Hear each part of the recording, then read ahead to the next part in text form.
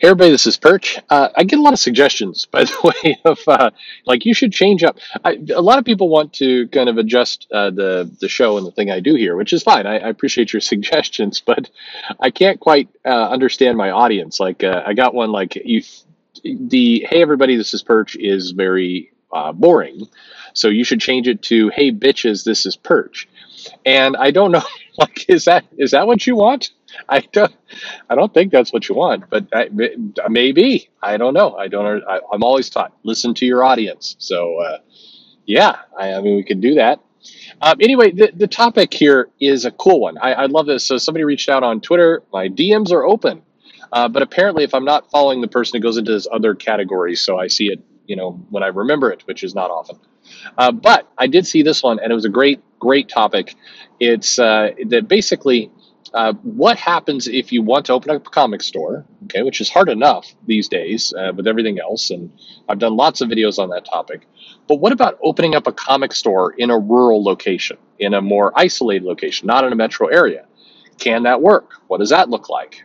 And I like that. I love this question because it's one where I'm convinced that if you had the right elements, if you knew the right things and could do the right things with it, potentially it would be great for you. So let me kind of go into the obvious drawbacks to that plan. If you're in a rural area, and when I say rural, I guess somewhere that you're 60 miles from a metro area or further away, at least. So not an easy trip. You're obviously going to have less foot traffic. You have less population. You have less people coming into a shop. So therefore, you cannot rely on foot traffic sales. The other major drawback you're going to hit is you cannot rely on reliable mail. So this is one of those that I've had this argument with people where it's like, no, I get UPS, I can get Amazon out here. You can, but there's going to be hiccups. And with comics in particular, it's not like they send you one giant massive box with all the comics in it. They send you lots of little boxes. The more remote you are, the more likely it is that one of those boxes is not going to come with the rest. They're going to be dispersed all over the place. So it's one of those cases where don't count on new comic Wednesdays along with everyone else. You're going to have delays, and you should bake that into your business model. It's going just in general. So those are the two big cons. Now, in terms of the pros, there's some actual pretty major ones if you do the right things. So one of the most obvious benefits to doing it this way is that your operational costs, your rent, even kind of the salary you pay people, I mean, all of those elements are going to be, in some cases, dramatically cheaper. Now, those of you who've been listening to my channel know I'm opening up a shop. I was looking at my original location, which then got just vanished for a lot of reasons, in Bellevue. Bellevue is a kind of a major city in the Seattle area. It's right across the water from Seattle, not as big as Seattle, but close to it. Microsoft and Amazon and lots of other companies, like Facebook's in there somewhere. It's a big area. So my rent was, let's say, it was going to be very, very significant. I've since been looking at a location up in Alderwood, in Linwood, which is up north. It's a smaller town, but still plenty of population. I mean, anyone who lives in this area is like, that's not a small town. That's definitely not rural.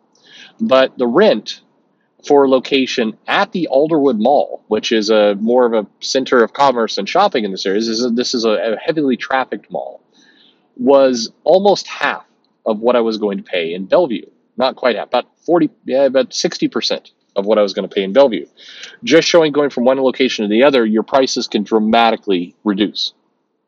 I would never open up a shop here because of a variety of reasons.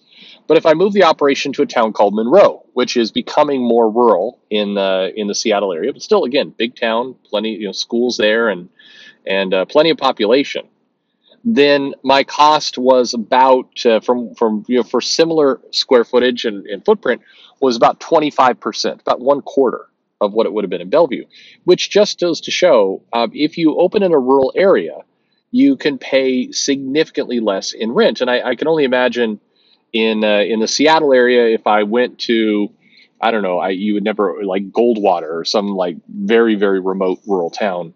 Um, you'd be paying a tenth or less of what you'd pay in some of these metro areas, which makes sense. Fewer people, that there's less demand. This is a classic supply and demand situation here.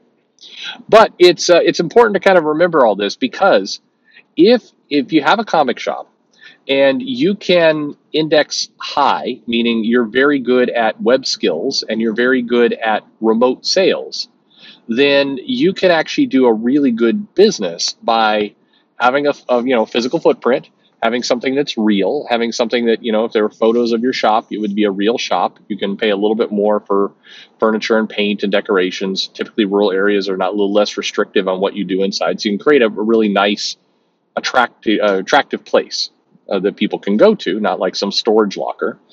And then you spend some of the money you would have spent on rent on getting a website built, getting an e-commerce situation taken care of, getting all of these different pieces put together, that you can have a very robust mail order system. A very, I saw this buddy of mine was doing this thing with the shop where you could schedule an appointment to virtually tour the shop. They're doing this for COVID. By the way, I should say, before I get into all this, none of what I'm about to describe changes the fact that it's always cool to go into a shop, feel the comics in your hands, be immersed in that environment. It's awesome. That is a great, great thing. However, you work with what you've got. So if you have a desire to open up a comic in a remote location, one of the things you can offer are these, virtual visits to the store. And that's where, if you have a good laptop, you can put somebody on Zoom or Teams or even StreamYard or something like that, and you can basically video conference somebody, show them product, and sell it that way. And if that sounds weird, it is weird. But the crazy part is, like I said, a buddy of mine tried this and basically was going to devote about 3 hours every day to video calls, little 15-minute video calls where somebody could tour the shop. You could just move the laptop over to a long box if necessary, thumb through it for the person while they're watching. The person could say, yeah, I want that one. Could see some of that. Believe it or not, he immediately, all slots, all appointments were booked out. Again, granted, it's COVID. But what he found was that he started to market to a different audience. He started to market to, business professionals who were working during the day, and they could spare 15 minutes to basically call this guy up, see, show me the box of, Teen Titans comics that you've got, be able to, in real time thumb through it as opposed to look at a list and buy products that way.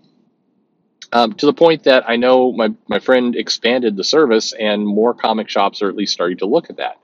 The weirdest part is it feels weird when you first start doing it, but after a while, this becomes this get people to virtually come to your shop, look through things, and buy stuff, and you wind up offering a service that really doesn't take too much time out of your way, and it's going to be a lot more attractive for somebody to come in and buy something that they can at least see, as opposed to just look at like some list on a website somewhere. So it's something to think about. It all goes into, if you can make the remote comic shop location work for you, meaning you do have some web skills, you do understand some e-commerce, you are able to kind of invest in some of that, then you can wind up getting a very healthy income from a distance, and that then you broaden your customer base. Otherwise, if you are opening up in a rural location and you are relying on people actually coming to your shop, physically showing up there, you're going to have to figure out, what is it that people want? Are they interested in tabletop gaming, card games? What are they going to want beyond comics? Because just like everybody else, it becomes critical for you to be able to have more than just comics, that you're appealing to as wide an audience as possible, because your pool of potential audience members are smaller. Other things you can do in a rural area. And by the way, I'm not telling you to do something illegal, but there are some laws against what I'm about to describe, or some copyright things, but you can do movie day. You can basically say, advertise to people like, hey, let's do a shared viewing of whatever it happens to be, some Avengers movie.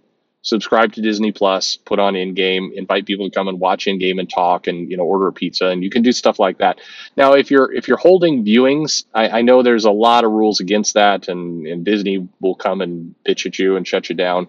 I think you can't sell tickets for it, but maybe if you do let's come talk pizza and let's come talk pizza. Let's come talk comics, movies, eat some pizza, stuff like that, and there will be a movie showing, and you can kind of pitch it that way. Then I think you'll be safe and everything else. I think if you start saying, pay $5 and come see in-game in my comic shop, you'll get in trouble. But anyway, there's stuff like that you could do. The other thing you can do in terms of a rural shop is get plugged in to the various agents and people selling commissions and selling original art. And this is a place where desperately somebody needs to come in and do a better job at this at the retail level, because a lot of artists have people they will direct you to. If you just reach out to any artist, they will point you to whoever's handling their original art or where those are. But in 9 times out of 10, the websites for those people, the available art that for sale is awful. It's from the 70s. Well, not the 70s, but it's like GeoCities level of quality. And it is like if you could insert yourself of being kind of another middleman. Now, some creators will not want you to do this. They will want you to work directly with their agent and everything else. But it can be a nice go-between. You can, basically come in and say, hey, here's some artists who are selling original art. I'll help you get connected to the right people, and you can provide yourself as kind of a service in there. That's a world that you can kind of play in. It's just, once again, some artists will not want you to do that, but it is a service that is there. A lot of people want it, and it's very hard to get it. So that's something else you can do. But in general, tech skills are going to be necessary. You're going to need to find a way that you can sell comics, to a remote audience somehow, being creative. I'm sure there's a ton of ideas I haven't mentioned here, and that's going to be just very critical that you're able to pull people who do not live in your area. So, the question becomes are you comfortable working with remote customers? Are you adept at getting things mailed? Do you have a good relationship with stamps.com or your post office? You know what shipping is going to cost. These are all things you need to know if you're going to have a remote shop.